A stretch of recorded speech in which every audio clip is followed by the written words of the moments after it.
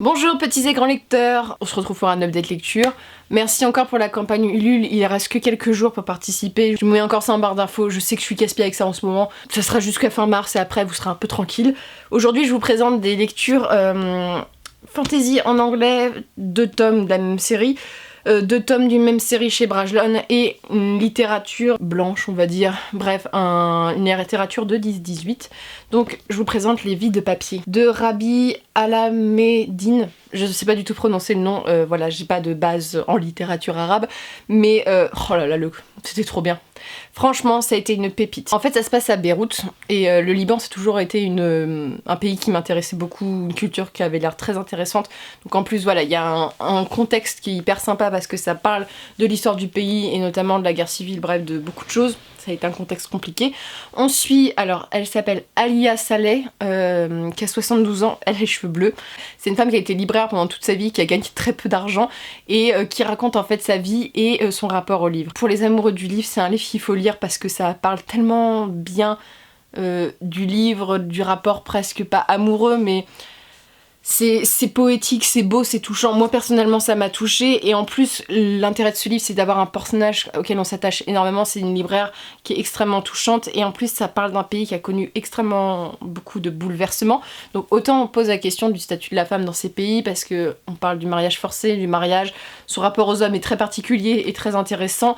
On parle de la guerre, il y a un passage qui m'a énormément marqué où on dit totalement que les femmes dormaient avec des kalachnikovs dans leur lit parce qu'elles avaient tellement peur que les soldats viennent voilà, tout détruire. Bref, ça parle de beaucoup de choses, et ça parle de la traduction en fait. Ce qui est intéressant, c'est que en fait son passe-temps, en plus de la librairie, le jour à la librairie, et la nuit en fait elle traduit des grands chefs-d'œuvre, et notamment des chefs-d'œuvre français, et en fait elle parle de ça aussi, de ce métier, et c'est passionnant. Je vous le conseille. Alors ça a été lauréat du prix Féminin étranger en 2016, et franchement ça le mérite. Et voilà, il y a aussi d'autres portraits de femmes et d'autres choses. Ça parle d'histoire, de statut, de livres, bref, c'est une pépite que je vous conseille absolument. Voilà, 10-18, ils sont capables de faire ce genre de livres, et c'est une maison d'édition que j'aime beaucoup parce qu'elle sait me surprendre sur certains titres, et voilà, en plus la couverture est magnifique. Franchement, si vous êtes amoureux des livres, boulimique des livres, ça va vous plaire, et en plus c'est très très touchant, et ça a ce côté historique qui est très intéressant. Ensuite, de littérature anglaise. Ah bah attendez, je vais aller en chercher un autre parce que j'ai pas le compte. Je vais vous chercher Jane Austen tout de suite parce que j'ai pas beaucoup de choses à dire sur Mansfield Park, et je préfère le faire tout de suite. Mansfield Park. Alors, comme je vous ai dit en vidéo, ou comme je vous dirai en vidéo, Jane Austen c'est une autrice que j'adore. J'ai lu donc Emma, Orgueil et Préjugés. Orgueil et Préjugés, j'ai tellement regardé le film, les 2 adaptations. Bref, Darcy, mon petit cœur quoi. Et voilà, Jane Austen et moi, je l'aime beaucoup. En plus j'ai un rapport très personnel sur... voilà, je peux pas expliquer ça, c'est trop personnel, mais c'est une autrice qui a une histoire dans ma vie, qui a un impact dans ma vie. Et donc j'ai lu Mansfield Park un peu les yeux fermés en me disant ça va me plaire. Oh la torture de lecture, oh là là. En fait Jane Austen pour moi ça a toujours été une femme qui portait des portraits de héroïnes assez modernes. Et en fait Mansfield Park c'est son dernier ouvrage il me semble, et ça l'a pas du tout fait avec moi parce que j'ai trouvé ça extrêmement long, tellement descriptif, il y a tellement peu de dialogue, et le personnage principal de Fanny est insupportable. En fait, c'est une timide maladive, j'ai rien contre les timides maladives, tu vois, mais elle se victimise tout le temps, elle est insupportable, elle juge autrui et les hommes, notamment il y a un homme qui tombe amoureux d'elle, tu vois, qui lui trouve des... et elle le traite tellement mal alors que le mec, il est plutôt sympa, tu vois, je vois pas... Il a quelques défauts, mais c'est pas non plus, tu vois, Satan. Et vraiment, en fait, l'histoire, c'est Fanny qui vit dans une famille qui a pas tellement de sous. Et donc elle va chez sa tante et son oncle, selon, parce que ça fait longtemps que j'ai lu, et donc elle vit un peu une vie qu'elle n'aurait jamais vécue, avec beaucoup de richesse, et notamment, voilà, elle est donc timide, juge, et il y a un moment, en fait c'est à partir de ce moment-là que ça m'a gênée, parce que il y a le portrait d'une femme dans le récit qui est extrêmement indépendante, belle, c'est qui s'exprime, et en fait Fanny la juge, mais tellement mal, et en fait t'as une critique en fait de cette liberté, j'ai pas compris, tu vois, par le personnage principal, et vraiment c'est pas un personnage auquel je me suis attachée. L'histoire en plus, la romance, pas du tout. Il y a une scène ou deux qui m'a plu, notamment ils font une espèce de pièce de théâtre, là j'ai trouvé ça intéressant, mais sinon le reste c'était long, et en plus Fanny c'est quelqu'un, tu vois, elle revient un moment dans sa famille, et qui les juge un peu de bouseux, tout ça, alors qu'elle vient de là, quoi. C'est juste qu'elle a été élevée avec un peu plus de moyens. Bref, j'ai trouvé extrêmement dans le jugement, et c'est un personnage que j'ai pas du tout apprécié. Bon, c'est voilà, on n'a pas du tout la même... pas du tout le même attachement. Autant Emma, je l'ai trouvée formidable en Gossip Girl. Elisabeth, je la trouve tellement libre et exprimer ses avis, tu vois. Là, ça n'a pas du tout fait le cas. Donc, je vous conseille pas Mayfield Park, mais je vais lire, bien sûr, d'autres livres de Jane Austen. Ça me fait envie extrêmement en ce moment. Je pense même en commencer un d'ici bientôt. Je pense... Bah, on va regarder ça. Qu'est-ce que je pourrais lire? Ah bah, il y a l'abbaye de Northanger, tu vois. Je vais sûrement lire ça. C'est le premier qui sort, mais... Voilà, c'est des livres qui me font envie. Mais Mayfield Park, en plus, j'ai quand même été voir s'il y avait un problème avec moi, mais c'est le roman qui est le moins aimé de Jane Austen, à la base. Qui est très long, qui est très moralisateur, tout ça, bref. C'est pas celui qui est préféré par la critique, on va dire. Bon, je reviens à mes lectures en anglaise beaucoup plus légères.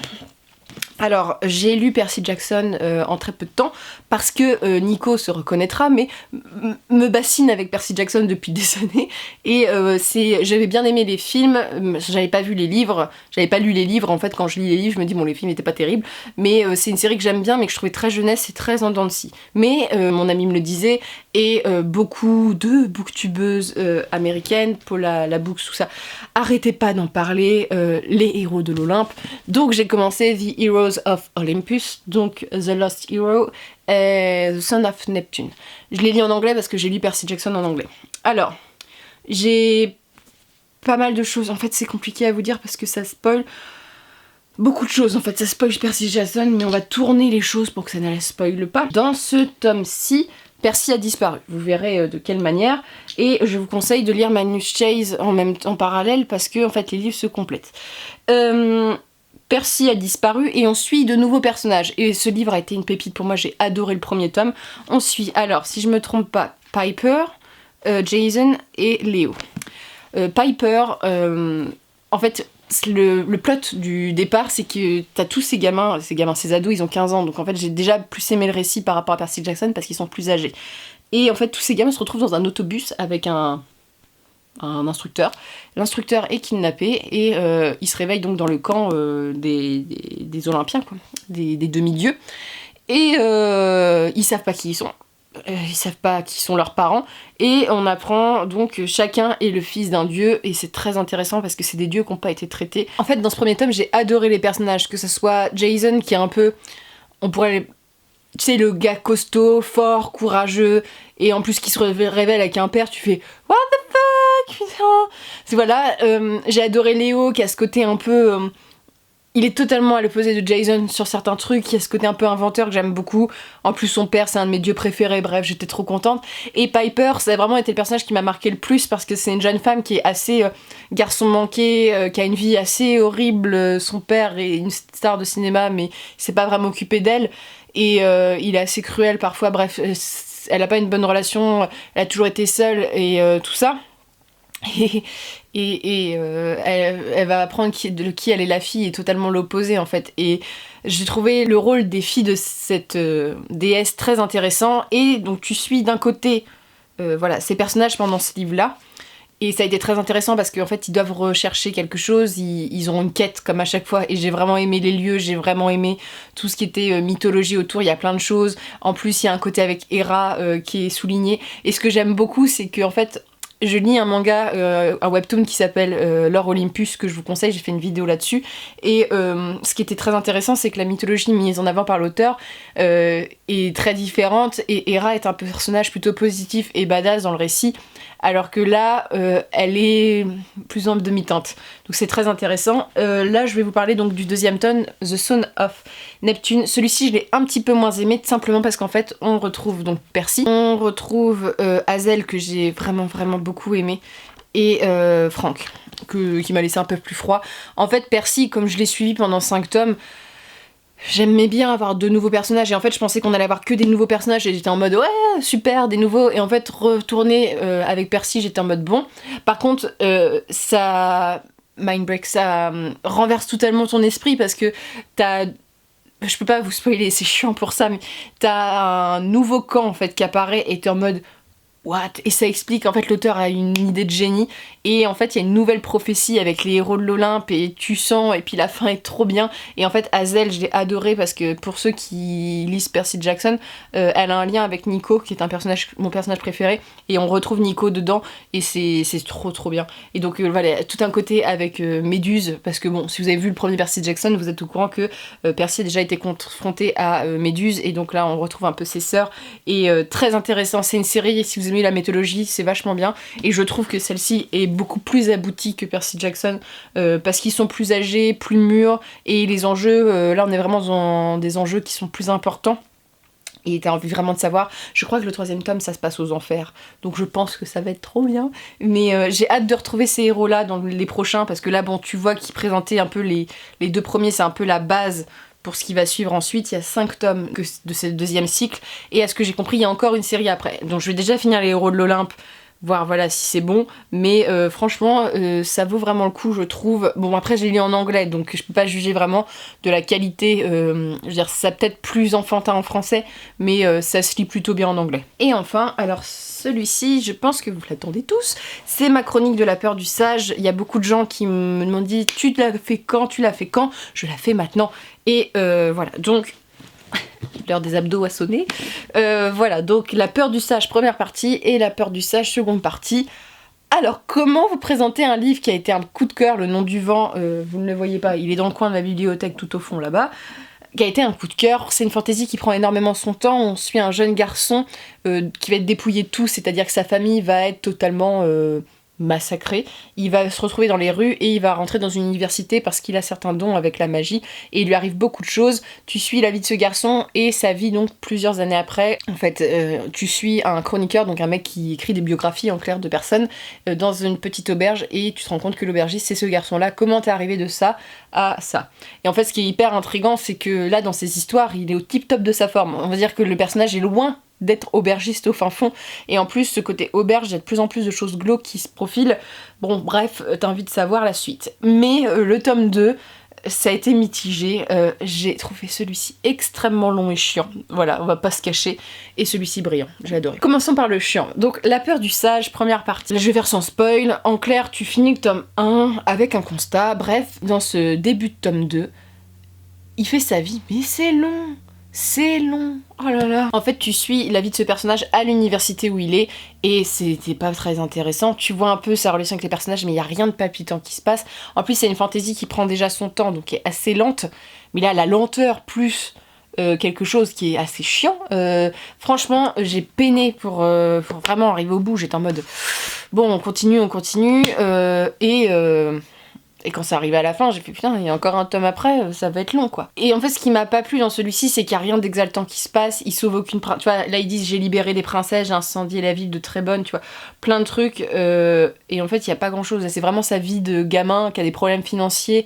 Bon, c'est vrai que c'est une fantaisie qui est très réaliste. Le gamin, il a beau avoir énormément de talent et voilà, être aimé notamment d'une jeune fille. Bref, tout autant il est parfois un peu chiant. Il est un peu comment dire, je sais pas trop comment le dire, mais il s'apitoie parfois un peu trop sur son sort, je trouve, dans ce tome-ci. Et voilà, c'était trop approfondi pour rien, il n'y avait pas grand chose à dire. Parce que simplement, celui-ci, il commence à mettre des bases de thématiques intéressantes qui vont être développées dans le tome 2. Et donc en fait, je vais dire que la moitié, jusqu'à là, on va dire, c'était chiant cette première partie. Et la deuxième partie, en fait, comme ça a préparé le tome 2, c'était un peu plus intéressant. Et je préfère vous parler en fait plus en longueur du tome 2, donc de la peur de sage, donc deuxième partie. En fait, ici, il va y avoir un départ de l'université, un départ qui est extrêmement tragique. Genre c'est un personnage qui va vivre des grands déchirements. Il va partir pour la cour d'un roi et il va avoir une mission là-bas. Parce qu'en fait il veut gagner du fric pour son inscription à l'université.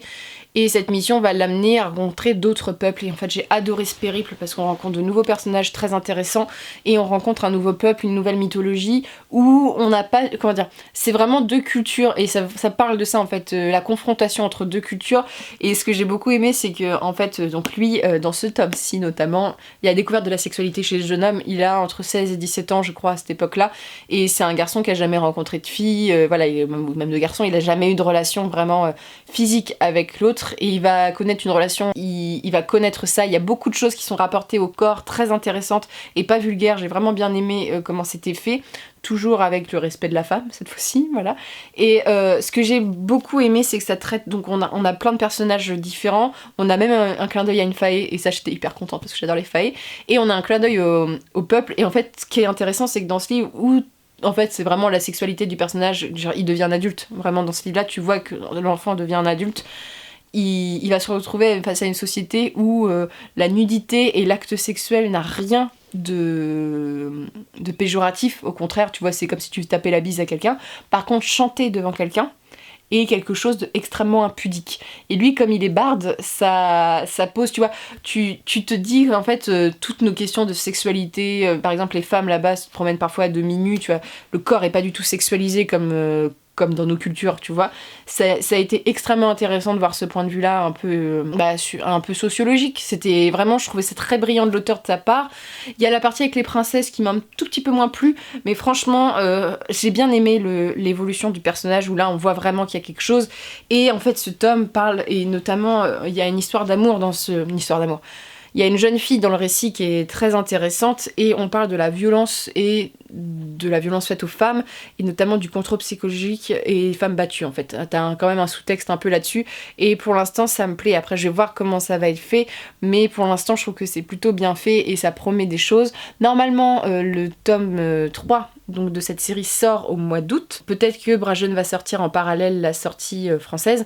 Faut savoir que ça se fait maintenant de plus en plus, hein. Il y a beaucoup d'éditions où ça peut être fait en parallèle, mais j'ai vraiment hâte de savoir s'il va sortir cette année, parce que vraiment, j'ai vraiment hâte de savoir la suite, et je trouve ça simplement dommage en fait. Ce tome-ci aurait pas dû exister. Voilà, ce tome-ci est long, la moitié de ce tome-ci aurait pas dû exister, mais pour celui-ci, il faut s'accrocher à celui-ci. Donc voilà, La Peur du Sage, je vous conseille énormément cette série, malgré cette petite faiblesse, donc dans la première partie du tome 2, mais pour moi c'est une très très bonne saga de fantasy qui est assez différente au niveau du rythme, au niveau du monde qui est construit, qui est extrêmement bien fait.